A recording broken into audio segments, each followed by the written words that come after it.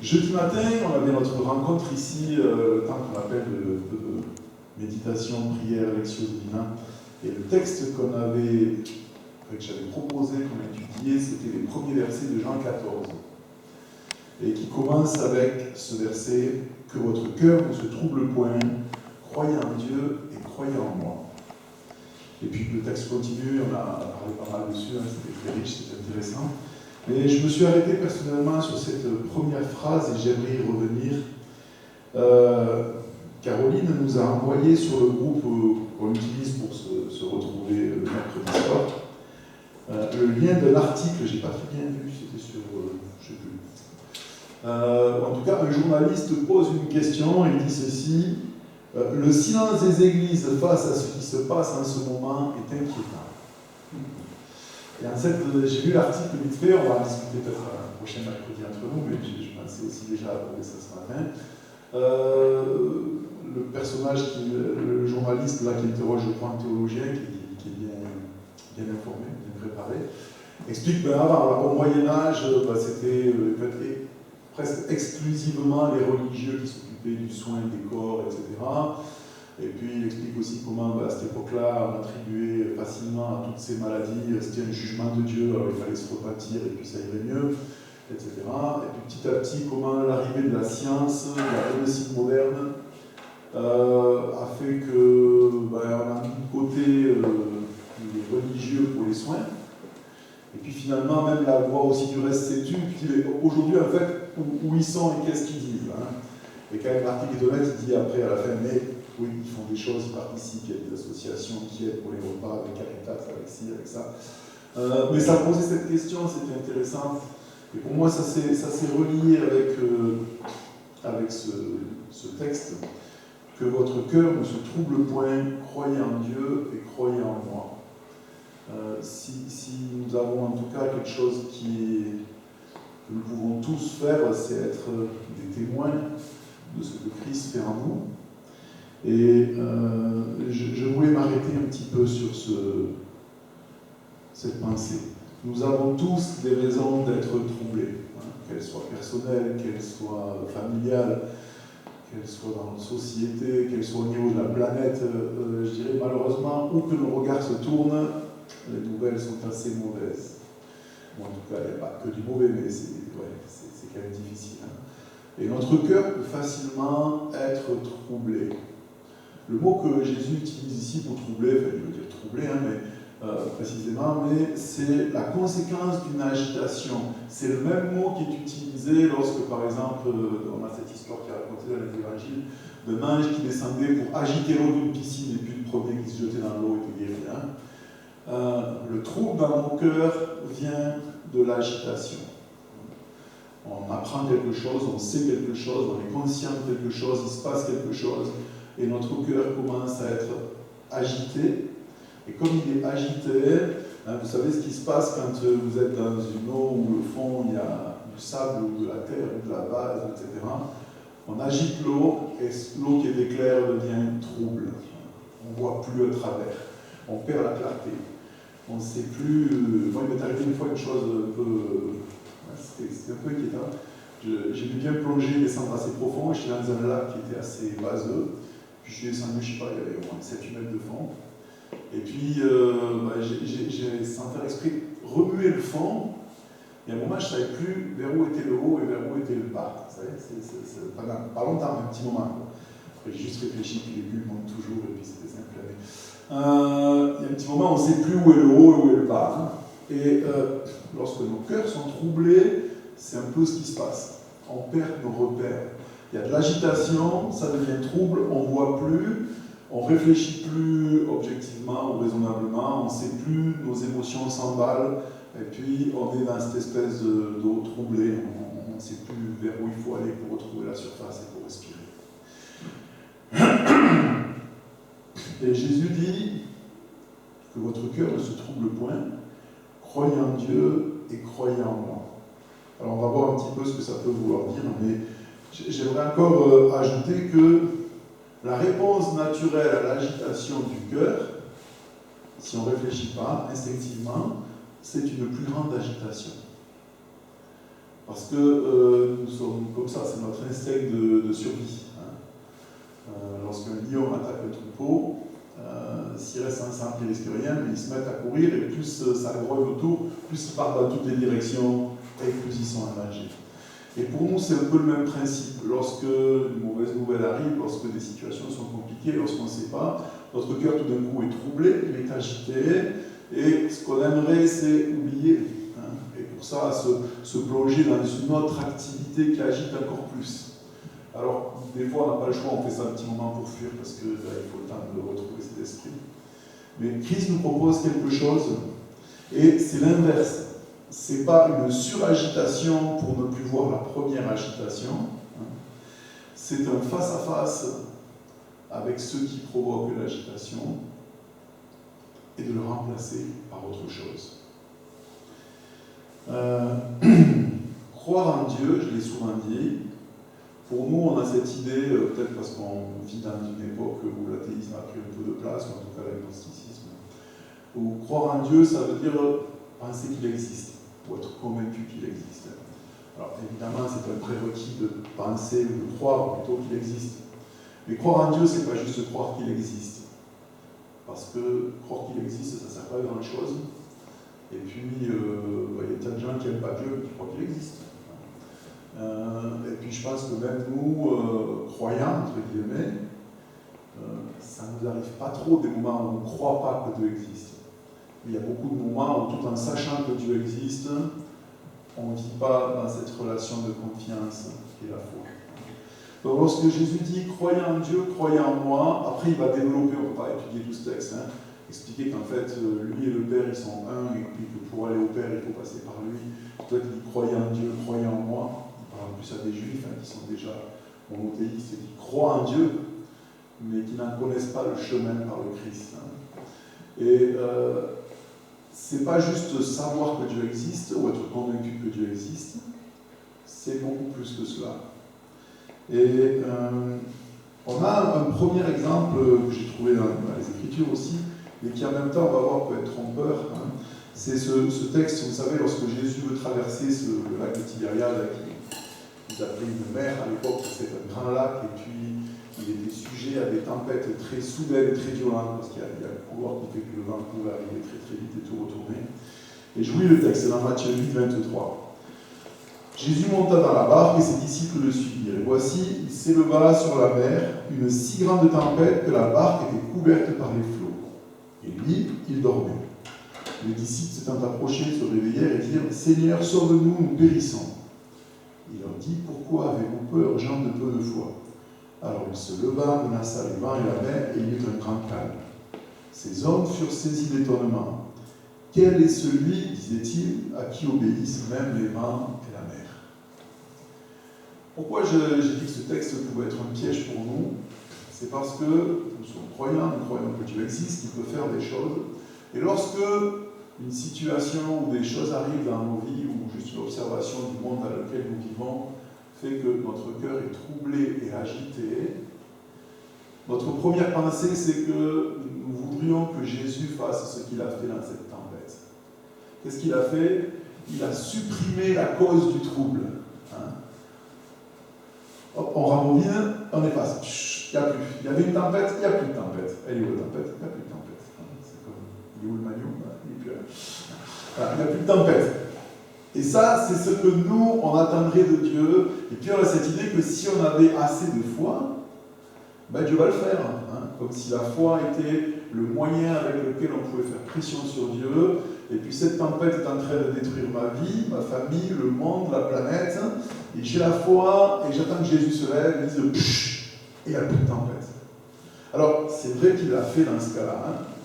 Et c'est vrai que ce qu'on appelle les miracles existent, je crois en miracles, il y en a des fois. Mais pour moi, ils sont inexplicables, ils n'ont pas de raison logique, je ne sais pas pourquoi Dieu en fait de temps en temps, mais pas souvent et très rarement, mais qu'il en fait. Et je sais qu'il peut en faire, et la plupart du temps, voilà, ça ne se passe pas. Alors bien sûr, il n'y a rien de mal à prier pour que Dieu enlève la cause de la tempête. Mais souvent, ça ne va pas se passer ou ce n'est pas possible, tout simplement. Et nous avons quand même autre chose. Lorsque on continue le texte de Jean 14, on arrive au verset 27, et Jésus dit ceci, c'est un peu la conclusion de tout le développement et du début qu'on a lu. Je vous laisse la paix, je vous donne ma paix. Je ne vous donne pas comme le monde donne, que votre cœur ne se trouble point et ne s'alarme point. Et là, on voit qu'en fait, ce que Jésus propose, ce n'est pas forcément supprimer ce qui cause notre agitation, donc la cause extérieure, mais c'est d'agir dans notre cœur en remplaçant l'agitation qui provoque la crainte, etc., par quelque chose d'autre et de positif. Je vous donne ma paix, je vous laisse ma paix. Et là, c'est important de rappeler que la paix, ce n'est pas l'absence de guerre. De la même façon que dans un couple, une bonne relation, ce n'est pas l'absence de conflit. On peut très bien ne pas être en guerre avec quelqu'un, mais ne pas avoir de vraie relation, juste on s'ignore. La paix, c'est quelque chose de positif, et on va voir, c'est un fruit de l'esprit. Donc c'est une des saveurs du fruit de l'esprit. Il y a plusieurs fruits. Mais avant, je vais encore revenir sur cette idée. Donc ce que Jésus nous propose, c'est, dans cette circonstance-là, en fait, où tu peux me demander d'enlever les causes, je le ferai ou pas, mais moi je te propose quelque chose. Je te donne ma paix, je te laisse ma paix. Et là, il y a cette phrase un petit peu étrange qui dit « Je ne vous donne pas comme le monde donne ». Et là, il rajoute que votre cœur ne se trouble point et ne s'alarme point. C'est de nouveau le même mot. Et je ne sais pas pour vous, mais j'ai souvent réfléchi à qu'est-ce que ça veut dire ça, je ne vous donne pas comme le monde donne. C'est quoi cette expression? Pourquoi Jésus met ça là au milieu? Alors vous vous rappelez, le mot monde dans la Bible a plusieurs sens. Le monde, c'est la planète sur laquelle on vit. Le monde, c'est les gens qui habitent cette planète. Dieu a tant aimé le monde, c'est cela, c'est tous les êtres humains qui vivent sur Terre. Et puis le monde dans la Bible a un troisième sens, c'est le même mot, mais il a un troisième sens.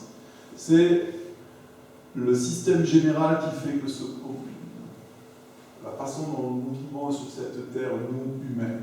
Et peu importe qu'on parle de ce qu'on appelle aujourd'hui une grande démocratie, ou de la façon de vivre dans une tribu, ou peu importe un modèle parallèle ou n'importe lequel, il y a une chose commune dans tous les systèmes où les humains vivent, c'est que rien n'est gratuit. Tout est vente, troc et commerce, toujours. Dans le monde des humains, quand on donne quelque chose, c'est jamais gratuit. Je ne dis pas que les gens font avec une mauvaise intention, mais quand on donne quelque chose, ça met sur moi une dette. Et puis, quand je donne quelque chose, même si je ne le fais pas dans cette intention, ça donne une sorte de pouvoir, et puis il y a possibilité de manipulation. Alors après, ça peut être exploité au maximum ou pas, mais nous, entre humains, le don désintéressé, dans le sens complet, totale déconnexion du don et du reste, on ne peut pas vraiment le faire parce qu'on n'est pas comme ça. Je dirais, le plus proche de ça, c'est probablement l'amour maternel, ou peut-être même paternel, mais surtout maternel, qui est peut-être la forme la plus désintéressée d'amour sur Terre. Mais sinon, nous humains, on ne peut pas donner comme ça. Voilà, il ne faut pas se culpabiliser, il ne faut pas se dire qu'on est comme ça. Et Jésus dit, je ne vous donne pas comme le monde donne. Parce que lui est capable de donner réellement sans qu'il y ait aucun commerce derrière, sans qu'il n'y ait aucune dette qui reste, ou sans que ça mette sur nos têtes quelque chose qui fait qu'après on va devoir rembourser ou payer. Et ça c'est magnifique parce qu'en fait c'est le royaume de Dieu qui devrait être manifesté par ce qu'on appelle l'Église, si elle était ce qu'elle devrait être, pas parfaitement, mais en tout cas qu'elle tend vers ça. Ça devrait être cette ambassade justement du royaume de Dieu sur terre où on vit comme ça. Dans le royaume de Dieu, on reçoit, on donne, mais rien ne se vend, rien ne s'achète, on ne fait pas de troc. Il n'y a pas de comptes qui sont tenus de « ça fait 3 fois que je donne, toi tu m'as donné 1 fois, donc tu m'en dois 2 ». Non. Celui qui veut donner, donne. Et quand je reçois, je reçois. Point à la ligne. Il n'y a pas de comptabilité derrière. C'est embêtant ça. Pour un comptable. Mais il n'y a pas de comptabilité, il n'y a pas de recherche d'équilibre.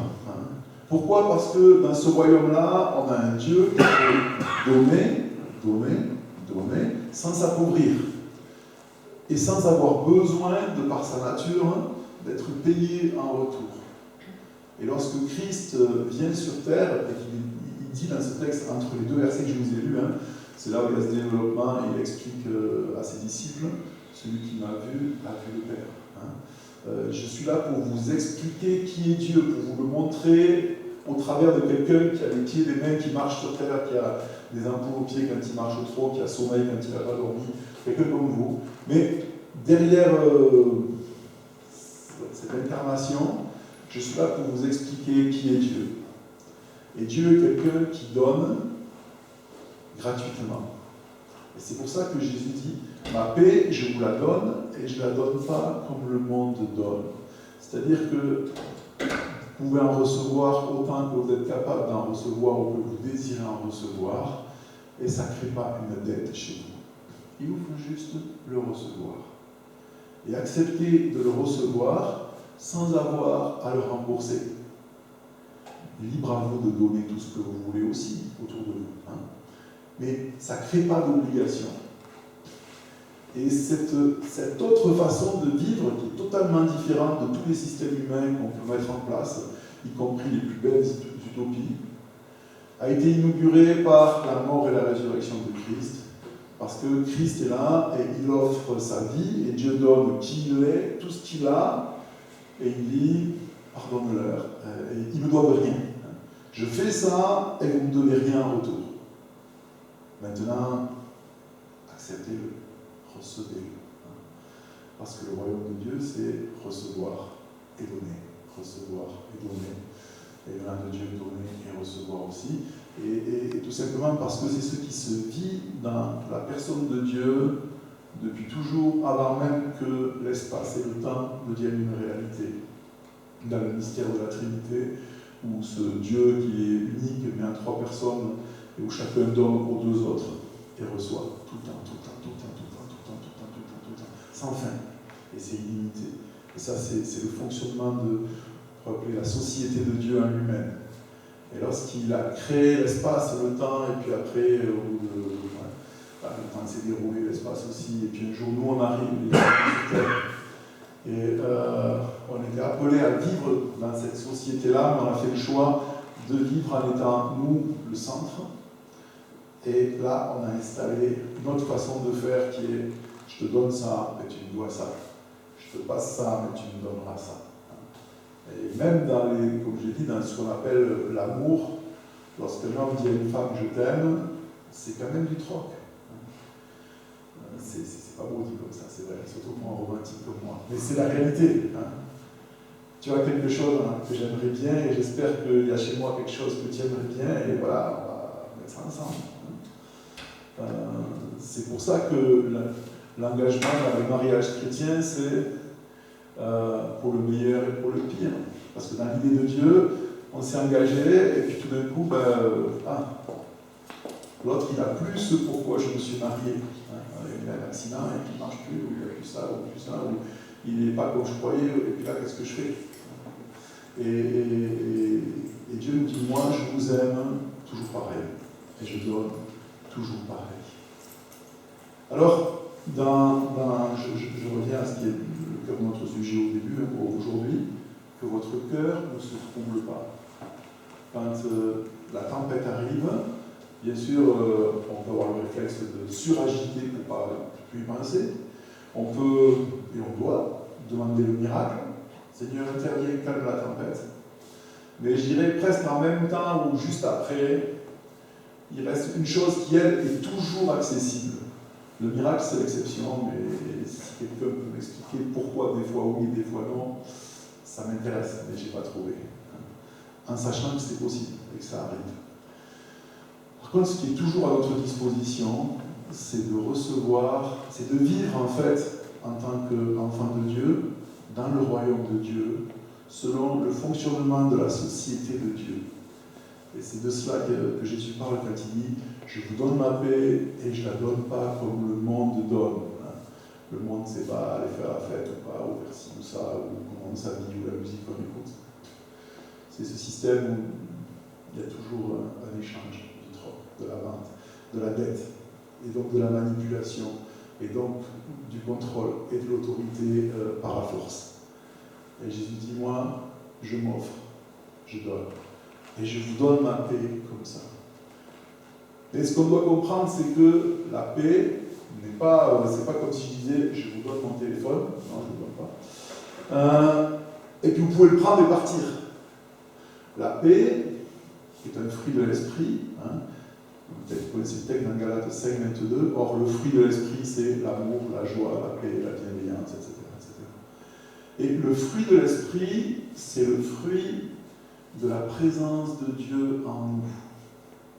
Et donc, je ne peux pas dissocier la paix de Christ. Si je veux me saisir, accepter, recevoir cette paix que Jésus dit, je te donne ma paix, je vous laisse ma paix, en fait, c'est comme s'il aurait pu aussi bien dire que je me donne à vous, je reste avec vous. Je vous donne ma paix, je vous laisse ma paix, c'est exactement l'équivalent de voici, je suis avec vous tous les jours jusqu'à la fin du monde, si vous le voulez bien. Et on a l'illustration, j'en ai parlé il n'y a pas longtemps, de la parabole du fils prodigue, ce plus jeune fils qui pensait que s'il prenait l'argent de son père et qu'il partait de la maison, il pourrait être heureux. Et puis il a découvert qu'en fait, l'argent du père, il était important que si je vivais dans la maison du père. Parce que ce qui donnait de la valeur à l'argent, ce n'était pas l'argent, c'était ce qu'on faisait dans cette famille, dans cette maison. Et nous, on aimerait souvent que Dieu nous donne sa paix, mais sans lui. Hein? Si j'osais, je vais oser, c'est sûr, qu'il nous donne sa paix et qu'il nous foute la paix. Parce qu'on veut bien sa paix, mais on ne veut pas lui. Parce que la présence de Dieu, elle implique beaucoup d'autres choses. Dans sa présence, il y a des choses qu'on ne fait pas, il y a des choses qu'on ne pense pas, il y a des choses qu'on n'exige pas des autres, parce qu'on est conscient qu'il est là. Hein. Et d'ailleurs, si on vivait dans une conscience permanente et parfaite de la présence de Dieu, on serait presque parfait sur terre. Parce que si on était réellement conscient qu'il est là, à côté de moi, je n'oserais pas dire ce que j'ai dit, je n'oserais pas faire ce que j'ai fait, je n'oserais pas penser ce que j'ai pensé, ben, il est là. Hein. La réalité, il est là. Et donc, la paix de Christ, cette paix qui n'est pas comme ce que le monde nous donne, donc qui ne nous demande rien en fait, et c'est un piège, elle nous demande tout. Et c'est pour ça qu'on préfère le commerce. C'est pour ça qu'on préfère la religion à la relation. Parce que dans le commerce et dans la religion, lorsque j'ai payé le prix de quelque chose, même s'il est élevé, c'est à moi, j'en fais ce que je veux. Hein. Mais ce que Christ nous propose, c'est non, c'est gratuit. Sauf que avec, il y a moi. Et moi tout le temps avec. Et là, c'est mais c'est beaucoup plus exigeant. Et c'est pour ça que lorsque Jésus vient et qu'il pousse la loi plus loin, en disant, vous avez entendu qu'il a été dit, mais moi je vous dis. Hein, vous avez entendu qu'il a été dit, tu ne commettras pas l'adultère. Ok, peut-être on y arrive. Et moi je vous dis que celui qui a commis sans penser, il a fait la même chose. Aïe, plus difficile. Moi je préfère la loi, parce que ne pas commettre l'adultère, je vais peut-être y arriver. Ne jamais y penser, c'est pas possible. Donc, et c'est comme ça dans tous les domaines. Ne pas tuer quelqu'un, je pense y arriver. Ne jamais souhaiter que quelqu'un disparaisse parce qu'il m'énerve, c'est plus compliqué. Donc, en fait, ce qui a l'air d'être plus simple est beaucoup plus exigeant, mais ça reste gratuit, ça reste disponible, et ça ne crée pas de dette. Et ça, c'est incroyable.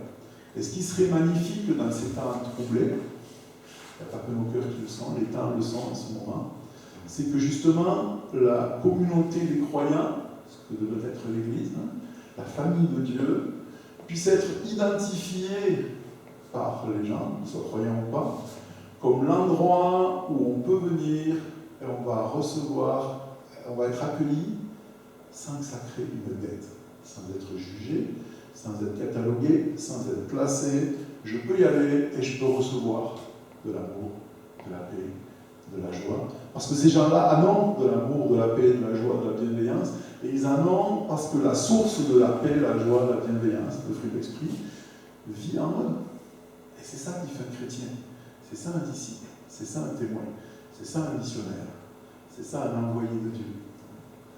Alors, je pense, voilà, entre nos situations personnelles, nos situations de famille, la situation de nos pays, la situation de la planète, le cosmos va pas trop mal, je crois, mais par lequel autre récit. On ne manque pas de sujet d'être troublé. Et nous avons la possibilité, justement, de sortir du silence en étant des ambassadeurs de paix, d'amour, de joie, mais pas comme le monde donne. Pas pour juger, pas pour créer une dette, pas pour tu as fait ça maintenant, tu vois, et par la culpabilité obliger les gens. Non. Je vous donne pas comme le monde donne. Que votre cœur ne se trouble pas. Croyez en Dieu, croyez en moi. Et en fait, la clé de notre côté, parce qu'on ne peut pas le faire pour quelqu'un d'autre, heureusement ou malheureusement, je peux le faire que pour moi. Et c'est moi qui tiens la clé de mon cœur. Jésus, dans l'Apocalypse, dit « Je me tiens à la porte et je frappe ». Et il ne dit pas ça à des non-croyants dans le sens des gens qui ne croient pas que Dieu existe. Il dit à des croyants qui ont refermé la porte et qui disent « Ouais, si Jésus arrive, il va falloir faire à manger, il va falloir nettoyer, il va falloir faire la vaisselle. Écoute, on se voit dimanche matin. » Je dis « Non, mais là, on est lundi matin, c'est long une semaine. Alors, je me tiens à la porte et je frappe. Si quelqu'un entend ma voix, j'entrerai. Je souperai avec lui et lui avec moi, où je dis je t'ai jamais et ça, en fait, c'est ça la bonne nouvelle. C'est ce Christ qui est là. Et pourtant, c'est pas un Dieu suppliant, non. Mais c'est parce qu'il y a un autre royaume où c'est différent, et parce que nous sommes toujours libres de dire non, écoute, moi, je suis ma vie, moi, je me débrouille, moi, je suis fort. Moi, dans mon royaume à moi, c'est moi qui travaille, c'est moi qui gagne, c'est moi qui ai fait, parce que moi, je suis intelligent et moi, je suis fort. Tu souris, tu es tout ça parce que je te l'ai donné, ça peut disparaître en une seconde comme ça ne tuer rien fait pour, pas qu'on l'a rien pour, mais dans tous les cas, que votre cœur ne se trouble pas. Croyez en Dieu, croyez en moi, ayez cette confiance. La tempête va partir ou pas, mais moi, je vous donne ma paix, je vous laisse ma paix, et je ne la donne pas comme le monde donne. Et j'aimerais, je ne sais pas si c'est techniquement possible, Mathieu, repasser le chant de Laura Gagné, si on peut avoir le texte. Je te laisse le temps de chercher. Et puis qu'on puisse réécouter et lire éventuellement ces paroles avec ce que je viens de dire en toile de fond. Parce qu'en fait, ce morceau, c'est pour ça que je l'ai choisi. C'est Jésus qui parle et qui dit ouvre la porte, ouvre ton cœur. C'est toi qui as la clé. Et si nos cœurs sont troublés, c'est la seule chose qu'on a à faire, mais personne ne peut le faire à notre place.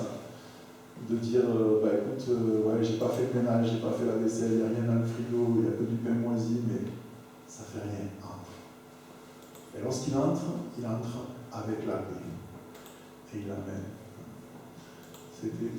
C'est pas pour rien que, chez les Juifs, mais aussi dans d'autres traditions, on se salue avec la paix, que la paix soit sur ta maison. Mais la paix, elle vient avec Christ. Donc pour nous, croyants, quand on souhaite à quelqu'un que la paix soit sur ta maison, sur ta vie, on lui souhaite que Christ vienne dans ta maison, dans ton cœur ou dans ta vie.